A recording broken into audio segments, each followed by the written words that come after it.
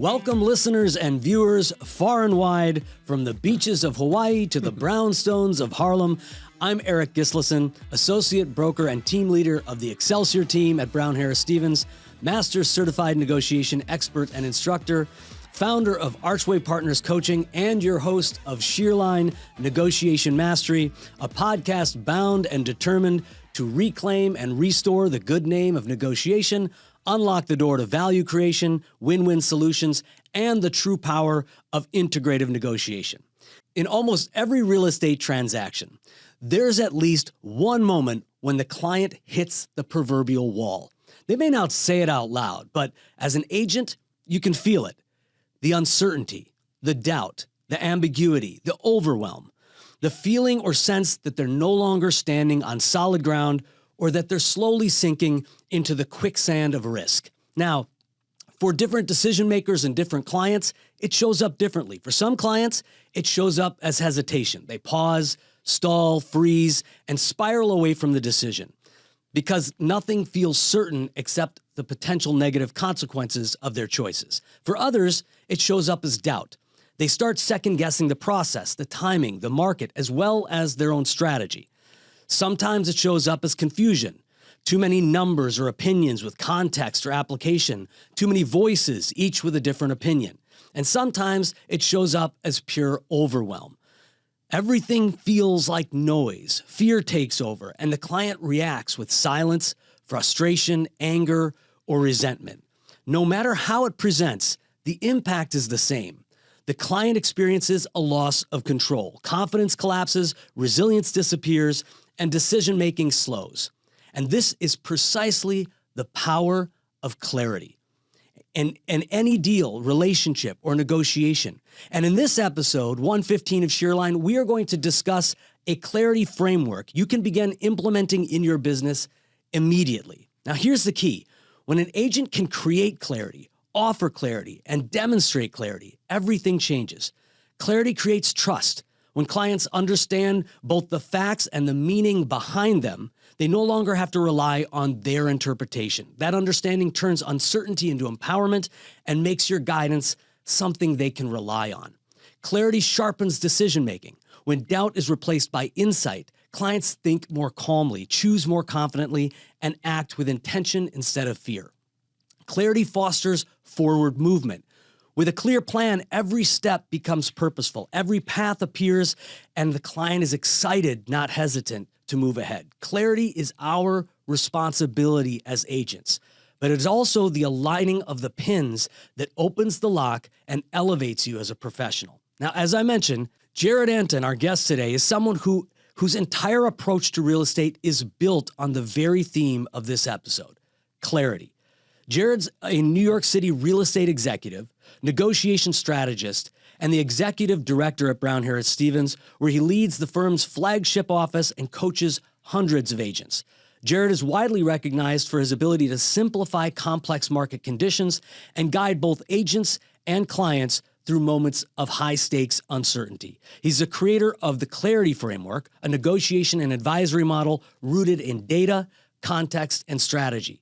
It's a system he teaches throughout BHS and one he applies every week in his widely followed weekly market updates, which have become a trusted resource for agents, analysts, and consumers seeking a deeper, more honest understanding of the New York market. Jared's insights have been featured in Forbes, Bloomberg, CNBC, The Real Deal, and numerous industry publications. He has the gift for blending analytical rigor with human insight, cutting through noise, reducing complexity, and helping clients feel steady and confident in their decisions. Jared, it's about time. Welcome to Shearline. I'm so glad you're here. Thanks, Eric. Happy to be here. Really appreciate it. Well, it has been a long time. We've been talking about this episode, and one of the things that I'm excited about for today is, I love your market insights. I love all of the analysis that you provide to our industry, especially on when you're doing the road tour of the podcast that you're on. But I love that today we're going to have an opportunity to see something that's that you've created, this clarity framework that goes beyond just the data analytics and all of that market analysis that you're known for. Yeah, and I think, if you look at the market updates that you touched on, I think we can hang here for a second. I'm going on 300 weeks in a row of writing this Wow. update. And I think it's pretty funny. And I remember that number because I literally have a spreadsheet tracking the data that far back. But I started writing these like March 10th of 2020. So right when COVID Yes, started. of course. And at that point, I was doing it because, well, what the heck else did we have to Yeah, do? yeah. And I remember going on like 2 months, 3 months, 4 months of writing these. I remember this thought where I'm like, I'm really going to be glad one day when I don't have to do this anymore, right? Because at that point, I was like, we just need to get back to a sense of normalcy. And then what do you need Yeah, me well, to then, make sense we of don't this? need this anymore. Yeah. But here we are now 296 weeks later or thereabout. I do have something special planned for the 300th one, but I don't find an end in sight because it has taken on sort of a new sense and a new purpose now. Yeah, well, you're right. I mean, it's just been a wild roller coaster from March 2020 until now. Do you ever go back and look at those initial, articles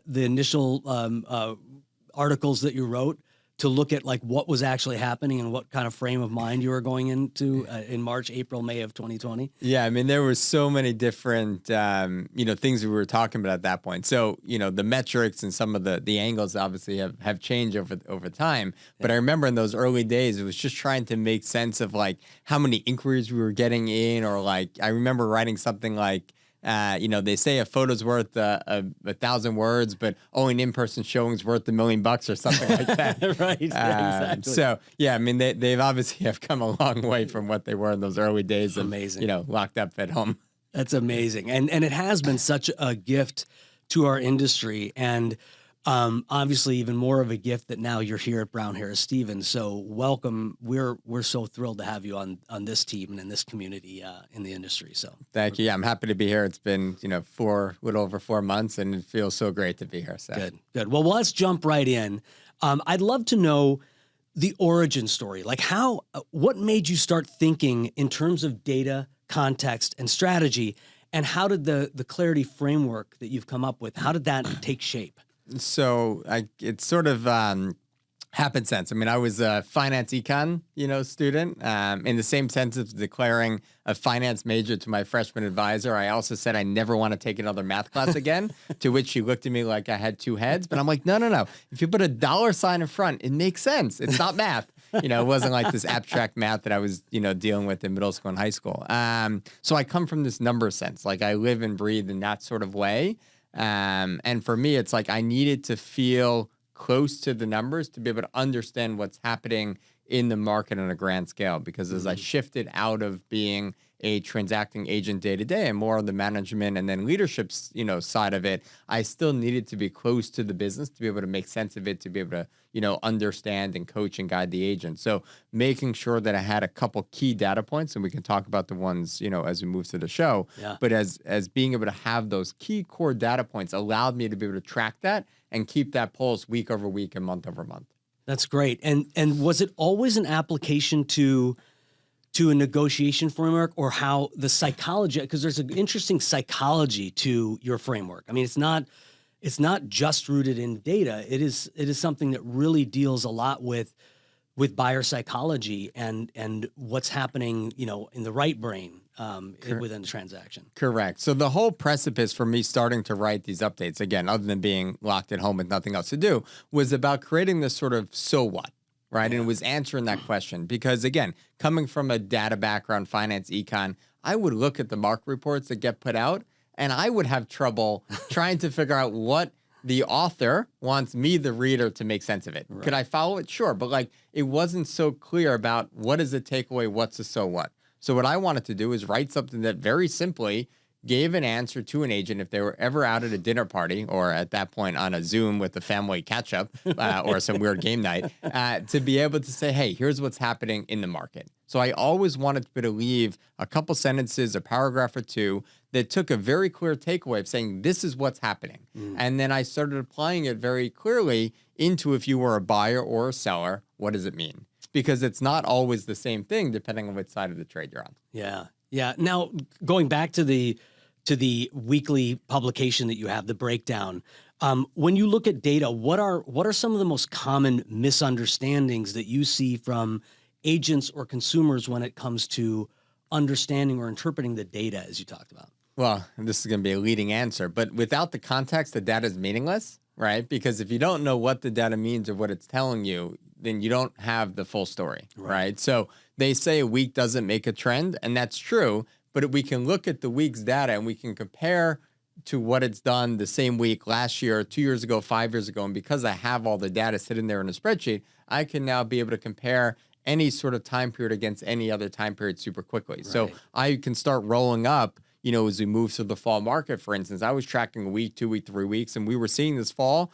was actually looking pretty good. And then it started looking even better. And then when everyone was, fear mongering about the election, it wasn't that bad. Right. And that's the important thing, is that our market actually accelerated in the last couple of weeks and is doing really, really well. And, now I was able to say, okay, let's look at the fall so far. So we're at the 11th inning, or 11th hour, I should say, of our fall market, and we're actually beating the trend. We've had one of the best fall markets since, 2021. And even if you remove 2021, arguably since about 2019, 2018. So being able to now take these data points and string it together and say, okay, this is what's happening in real time is super important. So when you talk about year over year data, how do you filter out all of the noise or the stuff in that data that is not relevant year over year? So you've got two weeks, they're the same week. We have a cyclical market. So in some regards, that week is going to have some applicability or some similarity to the year before. But how do you account for all of the other stuff that determines why a week was, or a month or a quarter was good or bad? Yeah, so there's not always an explanation. Yeah. And in those cases, I actually just call it out and say that. But we're coming up on, if you look at the Thanksgiving week or Christmas or New Year's week, those are going to be on roughly the same place, each year. So we can be able to make direct comparisons, right? If you look at a floating holiday, whether it's Easter or the Jewish holidays, again, we can sort of look back and be able to say, okay, this occurred because of this, or this is up. So I try to make some sense over that. But I think that there's times when there is just not a clearly identifiable reason, and it's okay to be able to call it out and say, hey, this is an anomaly. And there's plenty of times I wrote is, a week doesn't make a trend, and let's check back next week and see, if 2 weeks are stacking or if this was an anomaly. Sometimes there's also just data reporter glitches. So,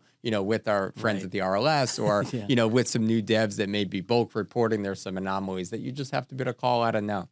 And when agents are, we're speaking of the data part of this framework, when agents are interpreting or agents are providing this data to their clients, and you mentioned that's so what, that idea of what is the context, which we'll get to next.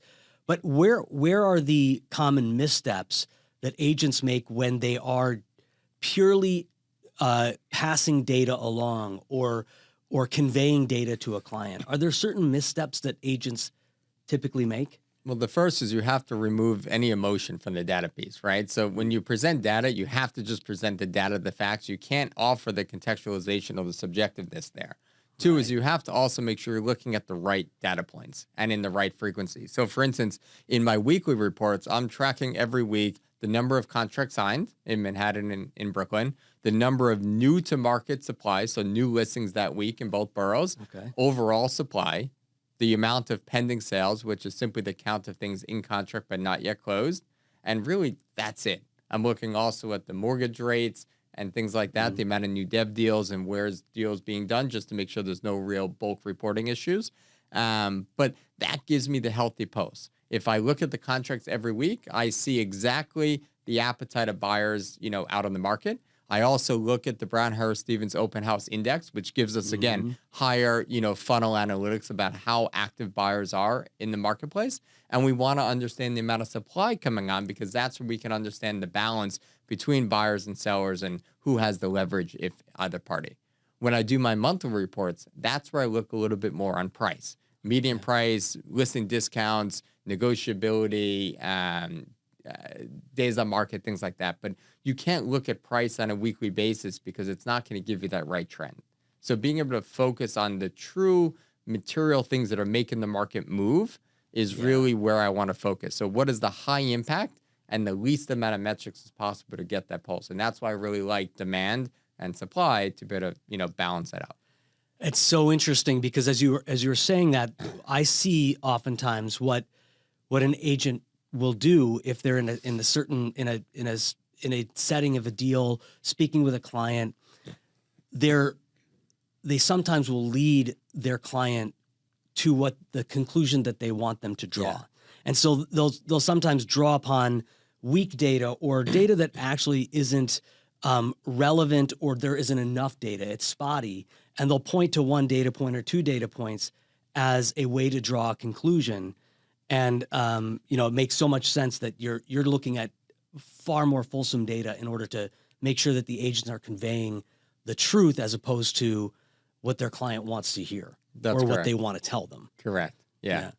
Yeah, because you have to be able to look and then, show your work. So this is what the data, but you have to be able to connect the dots because you have to be able to demonstrate and show your worth, because everything comes back to how are you building trust and credibility. Yeah. If you can't build trust and credibility at the onset of the relationship, you won't be able to enter into a negotiation where your client thinks that you are actually advocating on their behalf or in their best interest. So you have to build trust and credibility at the start. It is the only way to be able to enter into a healthy and productive relationship. Oh, so incredibly well said. And we're going to get back to that, the idea of showing your work, building trust and credibility. And we'll do that right after this break.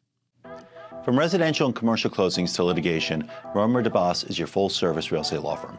We blend big firm knowledge with boutique-level attention, delivering outcomes that exceed every expectation. Contact us at romerdeboss.com.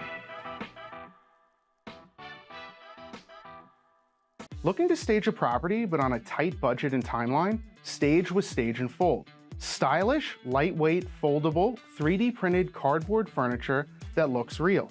Quick delivery and easy assembly. Staging starts at just $199 a month per room, and setup takes less than 30 minutes.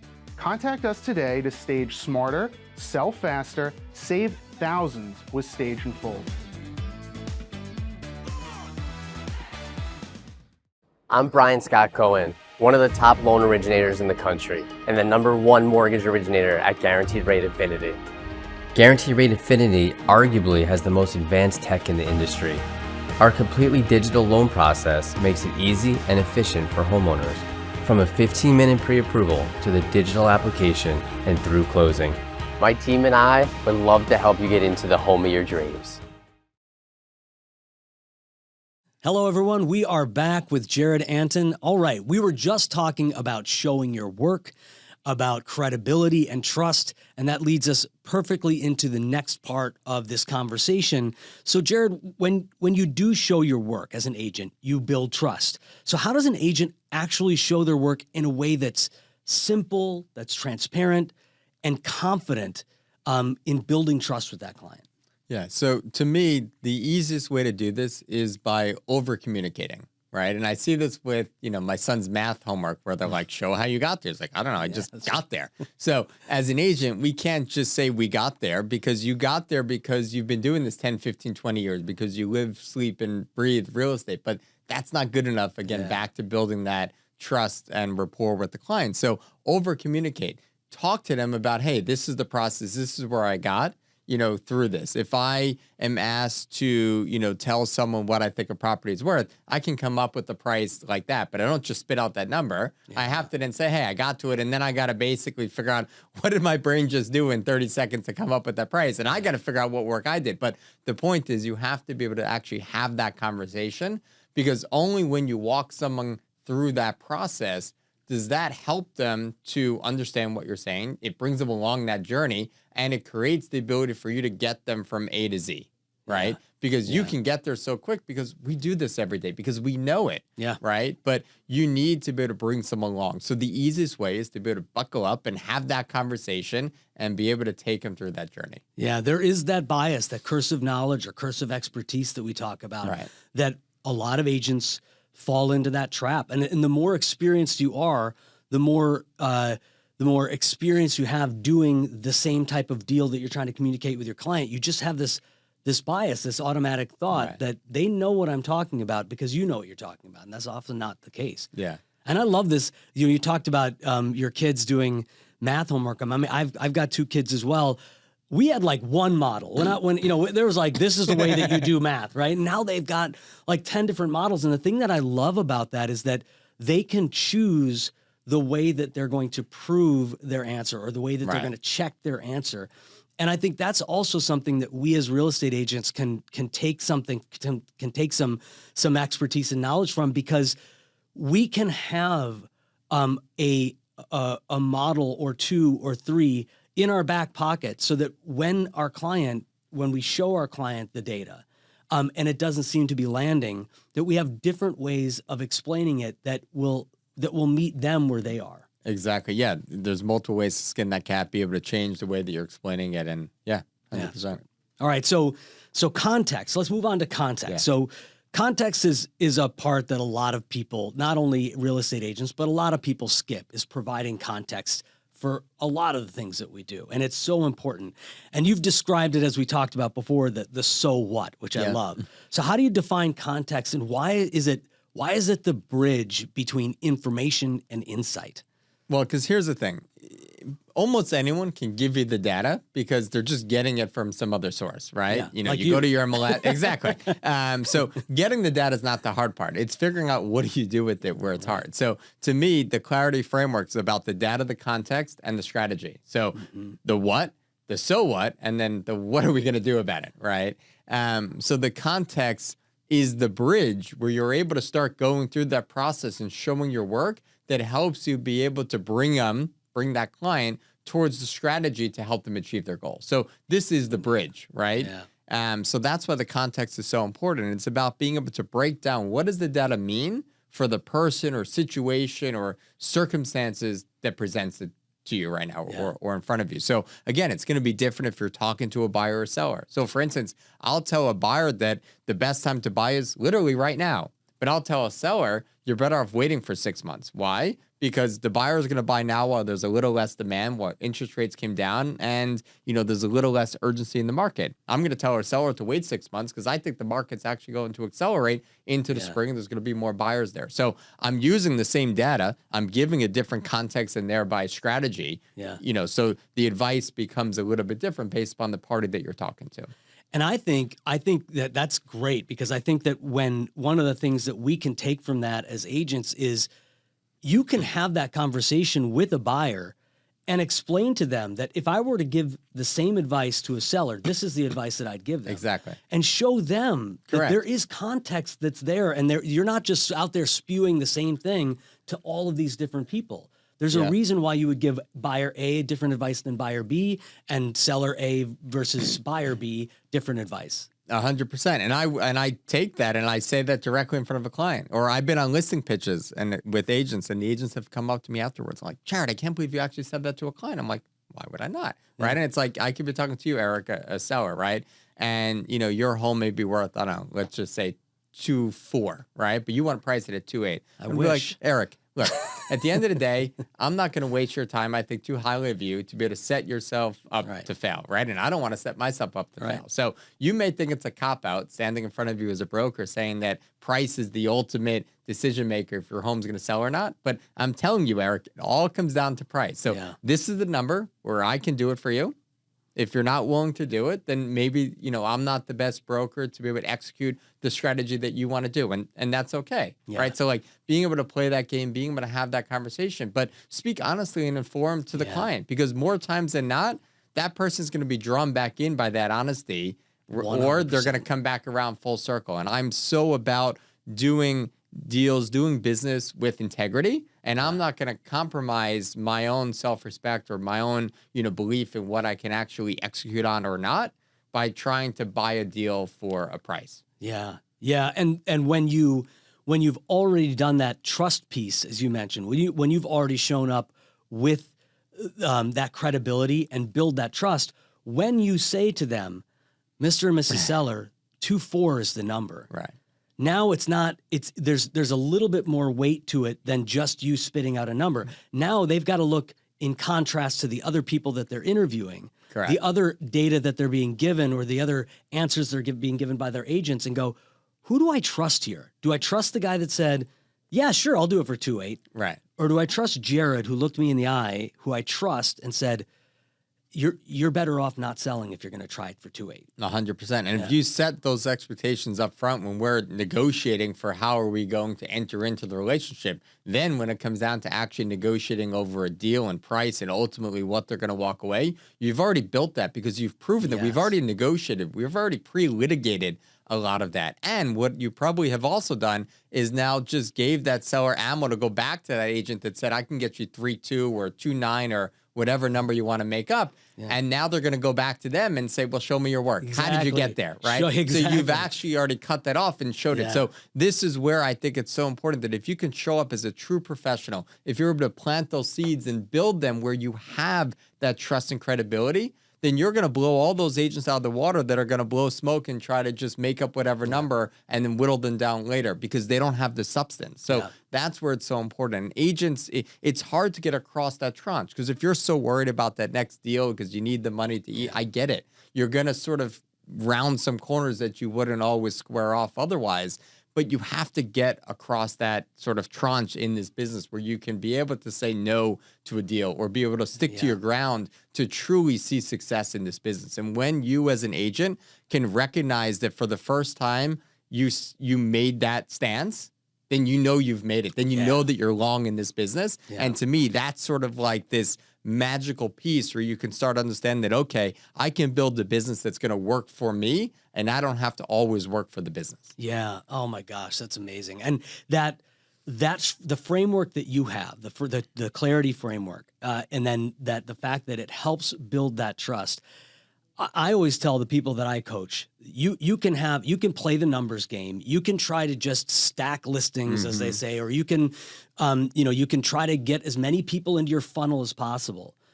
But if you really truly know how to do this, if you know how to build trust, if you have a framework where you can create clarity for that client, your hit rate will increase exponentially. And now you're no longer chasing the numbers game. You're actually having conversations with people and leaving those conversations. Because as you mentioned it, I remember when that happened in my career, when I went from just telling people whatever they wanted to hear so that I could get myself in a place where I might be able to do a deal, to where I was like, I'm going to say the right thing.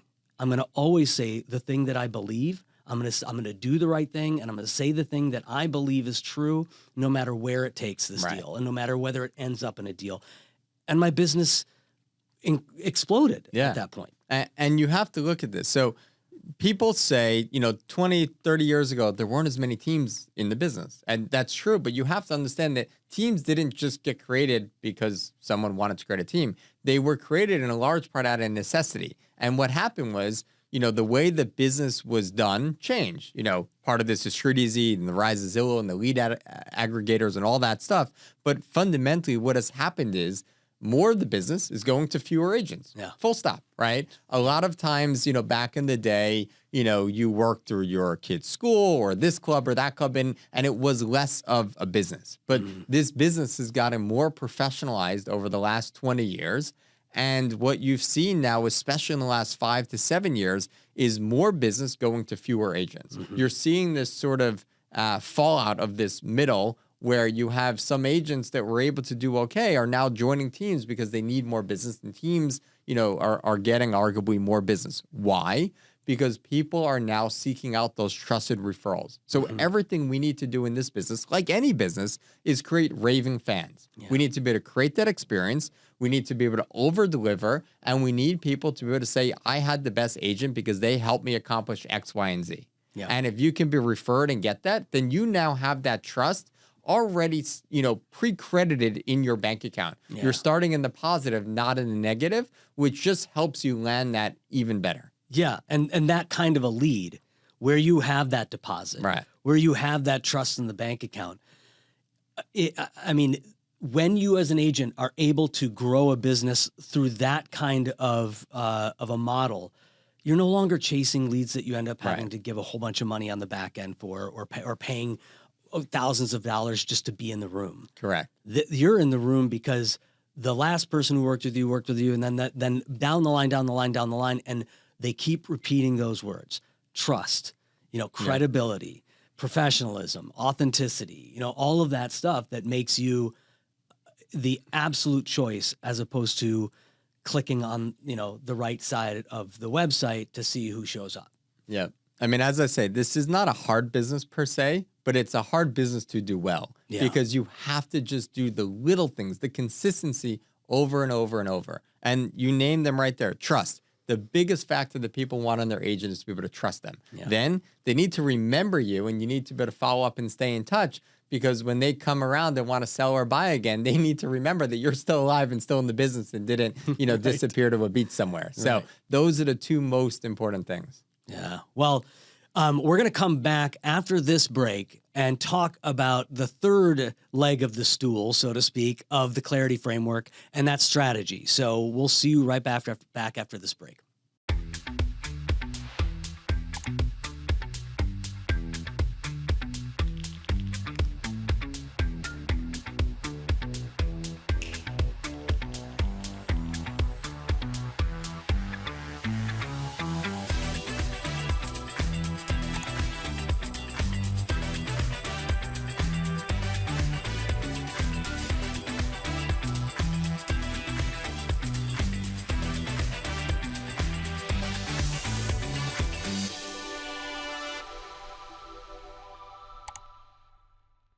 Hi, I'm Evan Greenberg with Langdon Title. I specialize in title insurance across New York, helping real estate attorneys, agents, and brokers close with confidence. I solve problems fast and keep your deals moving. Contact me anytime. All right, and we are back. Well, we said we were going to talk about strategy, so here we go. Strategy is an incredibly collaborative piece of the puzzle, right? So in your view, how should an agent involve the client in strategic decision making so they feel ownership and confidence? So this is where the rubber meets the road. So we went over the data, we helped explain and give the context. And if you did those 2 points really well and you have a savvy client, it is not unlikely that they may actually come to the place where you're going to suggest. And if they then suggest to you that strategy. So, Eric, it seems like you're saying X, Y, and Z, right? So I have had, examples where the client is basically naming that strategy before I even say it. Right. And you have them there, right? Yeah. If it's a pricing conversation. So you're saying I should really be under the 2.5, price threshold, or you're saying that we should go in and start looking at properties now because of this time or whatever. And if they are able to give you basically the strategy you were going to suggest, that's great because you're not prescribing then. You've already got the buy-in. You're just confirming. Right. And that's so important because they got there on their own. And that's the point, is if you can demonstrate your work and then they can guess that answer or come to the answer themselves that you were going to give, you nailed it. Yeah. Right. Oh. And again, it doesn't always have to happen like that. You can then, give them the strategy and they could agree, say, oh, that's great, I'm totally on board. Or, there may be some other sort of pushbacks or some questions. So it's not like if you do the data and you do the context that the strategy is always, taken without question, but at least it helps you get there. And if they do push back or they do have questions, you're able to sort of go back and repeat that circle. Well, you're trying to price here. Well, let me show you. Properties that didn't sell in X amount of time. This was the average price cut that they had. This is where they ultimately got to. This is how much longer it took. So we sort of repeat by showing then other pieces of data that we might not have showed initially, and then given the context for that and having it reaffirm that initial strategy that we talked about.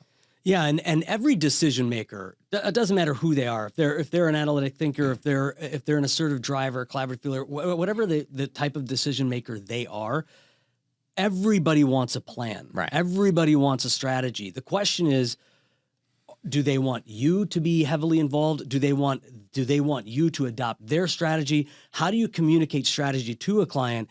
And like you said, that those moments where a client can already come through with the strategy that you were setting up for them to come through on. People do what is in their own self-interest. That is how we operate as human beings. And so when they can understand that what you're suggesting or what that you're about to suggest actually serves their interest, there's a beautiful marriage with their own ability to empower themselves to make the decision that you were suggesting in the first place. Correct. And many clients need a lot of reassurance then along the way. So once you arrived at the strategy, now you have to execute on it. So we're not done once we come up with the strategy, right? Now the hard work becomes we got to march down that, road. So here is where, again, going back to what I said earlier, being able to over communicate, that no update. Hey, Eric, I know it, I was going to give you an update by this time. Just wanted to let you know, I haven't heard back from X, Y, and Z. I didn't forget about you. I'm going to, I still got you top of mind. Yeah. Just giving that little bit is so important, because otherwise your mind's going to run wild thinking, why didn't they get back to me, right? What's going on? You invent all these stories that are way worse than the reality. Exactly. So again, these little things will save you so much time, right? Conflict so often has to do with inexistent or ineffective communication, right? So much of conflict comes down to that. So you can maintain control by just providing that update. Just letting them know, Eric, I didn't forget about you. I got you. We're good. We're still on track. Or, hey, so-and-so came. They didn't like it. They liked this. Just give the updates. Just communicate against and restate it back to the strategy. If the data changes, give them the update. Give them the new context. Hey, this happened, but the strategy hasn't changed. Or, hey, these numbers came in now because I read Jared's new weekly market update, and it looks like this is happening. And, maybe we do need to pull forward our price decline. Or, hey, maybe prices are moving. Maybe we're okay to hold a little bit because, you know what, it was a low week on the Brown Harris Stevens Open House Index. So, it's not just us. So being able to, again, ebb and flow and focus on these data points and being able to continually go back and re-index, it's not casting stones. So that's really, really important to keep the process moving forward. And what you're doing is you're reaffirming that trust and credibility in every single touch point, which again, helps you buy that grace, for lack of a better word, where they're not going to come back and think that, well, this broker's not doing anything. No, I'm showing you everything I'm doing. I may not be getting the result that you want, but I'm doing everything up that you can't say I'm not doing what needs to be done to get that result. And that's the biggest thing where a lot of agents fall short, is they get the buy-in and then they disappear. And they think that they're working, and they may be working, but if the client doesn't experience them working, it's all for naught. Yeah, and there's a lot of data to show that the perception of how much an agent works throughout the course of a deal is far less than the work that we actually put in. And part of that goes all the way back to showing your work. Yeah. And that the reality is, as you mentioned beautifully, clients will take, just like we fill in those gaps with worst case scenario, the client fills in those communication gaps with some assumption. They assume something into their conclusion at that point. And it could be many things. And now they get down to that point where, as we talk about price reductions, or a price adjustment conversation with a client, when you get to that point where you're actually having the client having the conversation, they want to have a conversation about what you are or are not doing in order to sell their apartment. You want to have a conversation about what is going to actually sell their apartment.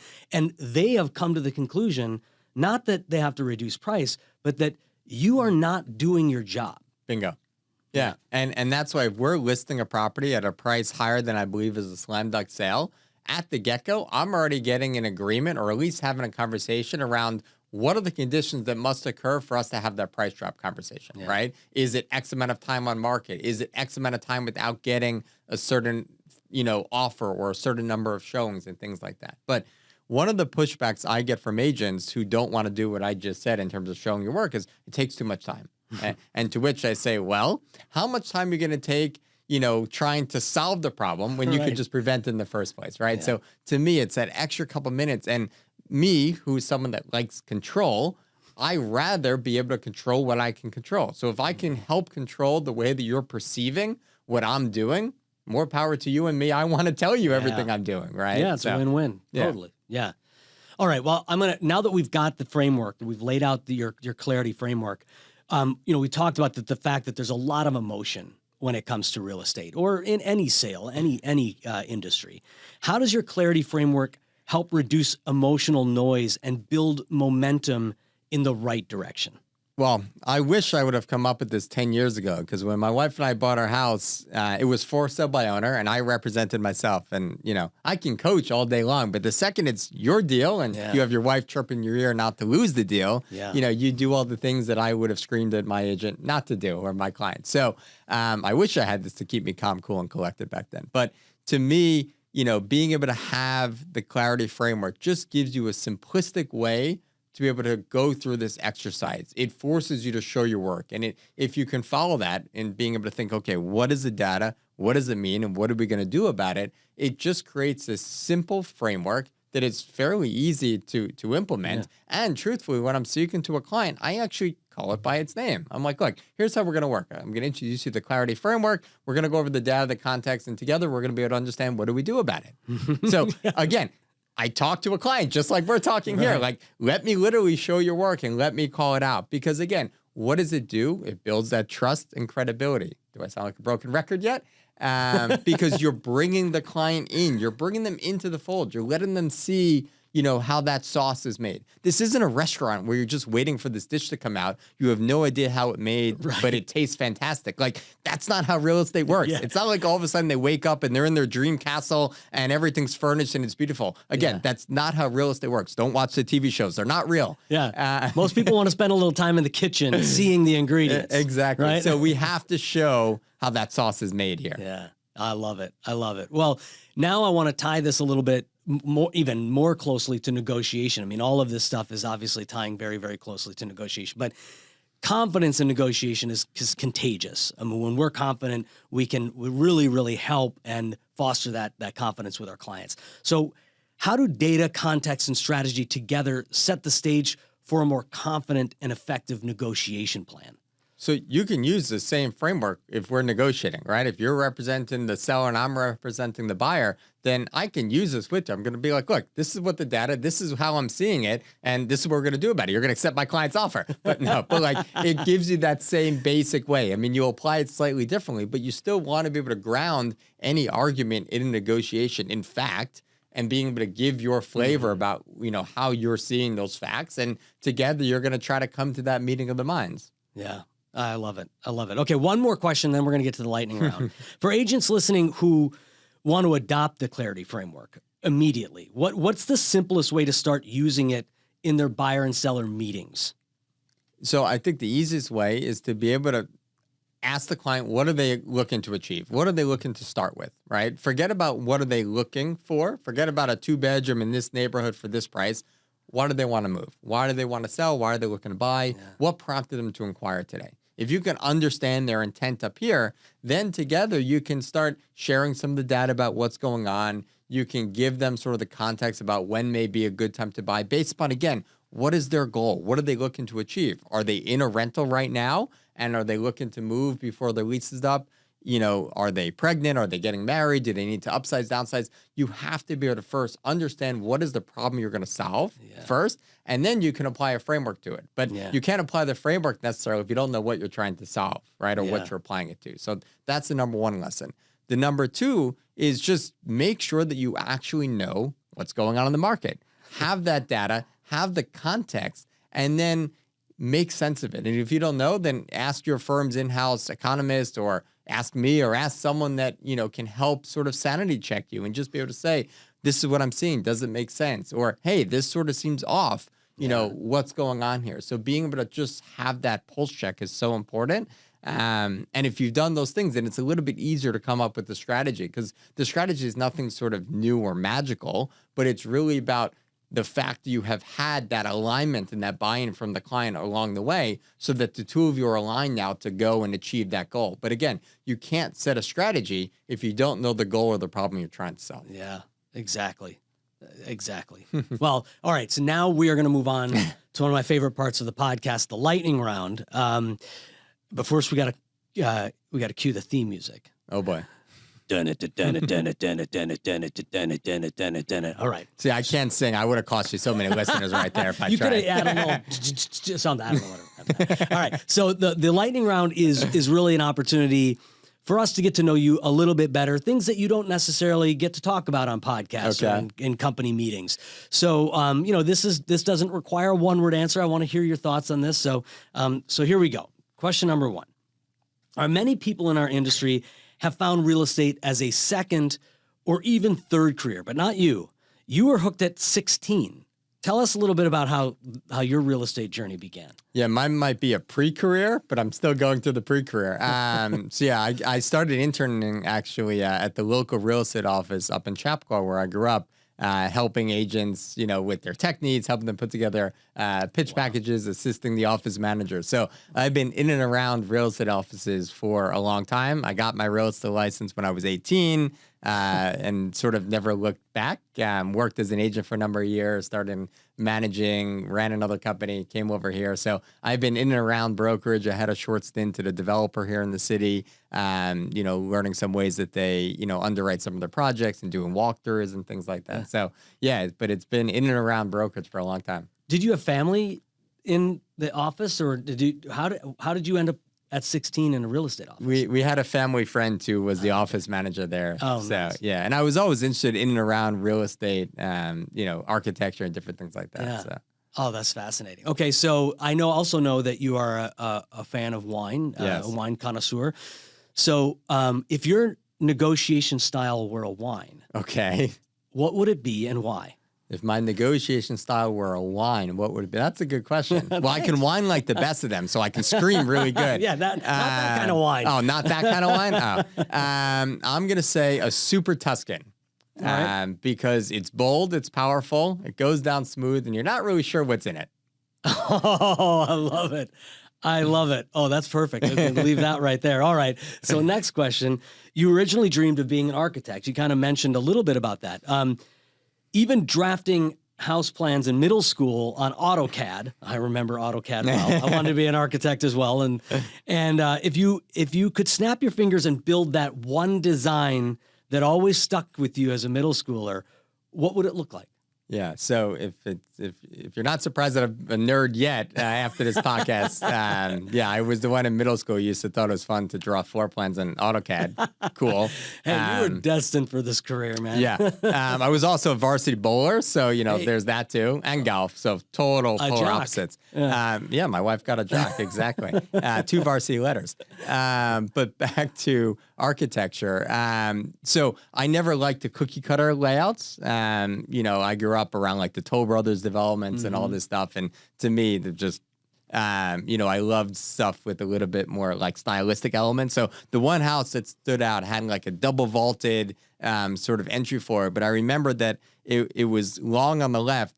It would have looked like actually like a rectangle, but it had dimension to it in that you had a slanted wall coming down. So like it created this sort of large open flowing kitchen living room on this part of the house. And it was like an office and a formal family room here and a garage like up in the front. So it looked sort of normal. It had a normal roof line because we ought to solve for that in AutoCAD.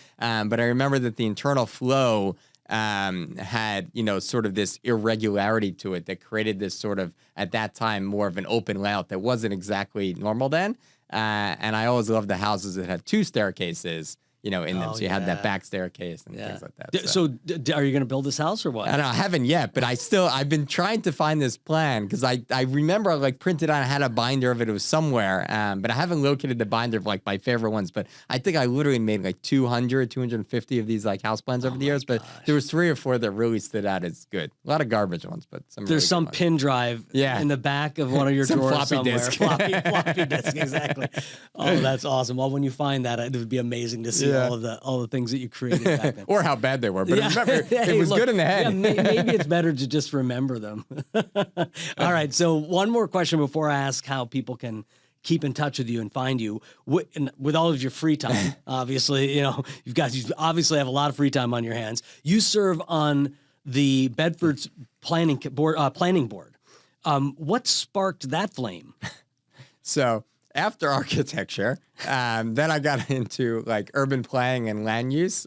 Growing up, I had family down in South Florida, and it was like every month we'd go back down. There's like something new was built, and I had family out in Arizona pre-2008, and they were building these, what I refer to them as "come join my towns," like these huge master plan communities, entire towns with like community centers, schools, police, fire, like tons of housing across all different types of types and things like that. And to me, it was so fascinating, to see what they were building because, again, back to my nerdy self, I was the kid that would doodle in class in like middle school, and I would doodle a couple things other than drawing remember the S, like the super S that you would draw? So we drew that. But I would also draw like random airline routes because if I started an airline, I would connect these cities. Don't laugh back there. Come on. I would connect these cities to these cities, and this is how I would plan my airline because that's a cool thing to do. And then I would like draw these roads and like lot lines and like this is how I would build that subdivision. Also, a really cool thing. You should really look at my notebooks. Really interesting. I'm sure my shrink may love to see them too. But I digress. So I got into this. So when I live in Bedford, and there was an opening that came up on the planning board, and it was during COVID again, while I was trying to figure out something else to do, because what are we going to do? An opening came up, and I'm like, well, I like this town. I want to be able to see, us bring in sort of a younger flavor and make it hip, make it like Pleasantville or some other of those areas that have some good stuff. So I've been part of it, and we've had some fun. But it scratches that little bit of like urban planning land use. We just went through a whole comprehensive plan again for like that we haven't done in 20 or 25 years. So, it's fun. Oh, amazing. I think you're destined to like find an island somewhere and just build some community out there and just like completely design it from scratch. And I've got an airline that's going to fly there. Amazing. All right, Jared, thank you so much. It's been such a pleasure to have you on the podcast. Can you tell all of our viewers and listeners, where can they keep up with you? How can they find you? How can they learn more about what you're doing for the real estate community? Yeah, you can find all my imaginary airline routes and subdivision sketches and all my weekly updates. You can go to my website, jaredantin.com. You can find me on the BHS website and also on LinkedIn and Instagram at Jared Antin. And definitely be sure to follow my LinkedIn newsletter for weekly market updates. Highly recommend it. For all the real estate professionals that are out there, if you haven't yet found Jared's newsletter, please do look him up, Jared Antin on LinkedIn, and subscribe to his newsletter. What I love about you, Jared, is that you know this, the fact that you're able to take this complex data, take this data that you understand incredibly well, and make it relevant and accessible and understandable, so that people in our industry can easily convey it to clients and to the buyer seller public out there. It's really fascinating, and you do such a great job. Thanks. And I've had fun with it these last couple of weeks around the political contest. And I've gotten some really good feedback around, what I've been putting out, because mainstream media, was not reporting what was actually happening. And it was so interesting because I wrote in this past one, like, it's actually really nice to see some media outlets report that, holy cow, like New York City is still doing New York City. Like we still are seeing a lot of contracts signed, like the sky didn't fall. So it was nice to actually be able to see. And that is another proof to what I try to put is so forward looking, so it keeps you one step ahead. So I appreciate the kind words and having me here. Good. Great. Well, we're going to finish off here with some key takeaways and the essential insights that will help you move your clients from uncertainty to clarity and from clarity to power. So, number one, clarity is one of the most valuable negotiation and sales skills an agent can offer. Clarity is how we steady the ground beneath a client who feels off balance. When we help clients understand the facts and the meaning behind them, they no longer have to rely on guesswork or assumptions. Clarity transforms uncertainty into empowerment and turns your guidance into something they trust. Number two, clarity elevates decision-making from emotional to intentional. When doubt is replaced with a plan, clients are able to calmly assess their options and make choices that are grounded in reality rather than taking a stand. Clarity gives them the ability to slow down the noise, address their true area of concern, consider their assumptions, and act on the desire for gain as opposed to the fear of loss. And third, and last but not least, Jared Antin's Clarity Framework gives agents a repeatable system for creating that transformation. So here's the recap on that. Data, the facts, the objective truths about pricing, inventory, contracts, absorption rates and trends. Data grounds the conversation in truth instead of emotion. Context, the so what, as Jared calls it. Insight, interpretation, and relevance. Context takes the raw numbers and turns them into something meaningful for the client's unique situation. And strategy, how to take action, clear steps, and turn their understanding into execution. Strategy builds confidence and gives the client a purposeful path forward. So that's Shearline, everyone. As a reminder, you can support this show by following us, subscribing, rating, and reviewing the podcast on YouTube, Spotify, Apple Podcasts, or wherever you get your podcasts. Just go to getmorenetwork.com, and there you can check out all of the amazing shows on the More Network, including past episodes of Shearline. You can find me all over Instagram at archway.partners, as well as on YouTube, Facebook, and Instagram at Eric the Expert. You can contact the Excelsior team at Brown Harris Stevens by going to bhsusa.com, and you can connect with my coaching company, Archway Partners Coaching, by visiting archwaypartnersinc.com, and there you can learn all about our brand new Mighty Network community with a growing group of agents who are committed to their craft, learning in modules and micro-learning and courses on confidence and sales strategy and storytelling. So check out the Mighty Network community on archwaypartnersinc.com. And remember, everyone, there's a key for every lock, but it's the right combination of grooves, cuts, and teeth that lift the pins and create the shear line. Until next time, keep turning curiosity into connection, mystery into mastery, and keep unlocking what's possible. We'll see you next time, everybody.